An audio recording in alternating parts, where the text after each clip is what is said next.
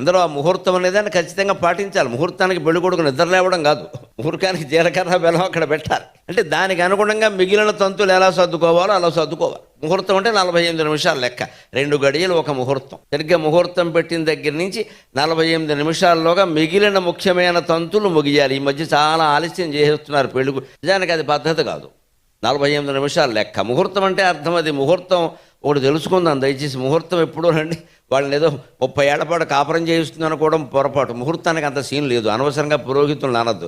మన గొడవలకైనా వాళ్ళ ముహూర్తాలకి సంబంధం లేదు. ముహూర్తం ఎందుకంటే పెళ్లి సక్రమంగా జరగడానికి అంతే. ఆ 3 గంటలు పెళ్లి సక్రమంగా జరగడానికి. ముహూర్త బలం వల్ల కాపురాలు నిలబడవు. మూడును బట్టి మనస్సును బట్టి నిలబడతాయి. అక్కడ మనకి పిచ్చి కోరికలన్నీ పెట్టుకుంటే ముహూర్తం మనకి కాపాడతాయి. ఇక్కడ ముహూర్త బలం ఎప్పుడు ఎందుకు ఆ 3 గంటలు సక్రమంగా జరగడానికి కదా. నీ కాపురం అంతా నిలబెట్టాల్సిన అవసరం వేదానికి కానీ శాస్త్రానికి కానీ పురోహితులకు కానీ నీకు లేదు. నీ కర్మ ఎలా ఉంటే అలా జరుగుతుంది. నువ్వు నిలబెట్టుకో. మనం ఏదో గొడవలు పెట్టుకుని వాళ్ళండం ఎందుకంటే సరైన ముహూర్తం పెట్టలేదని సరైనది పెడతాడు ఆయన.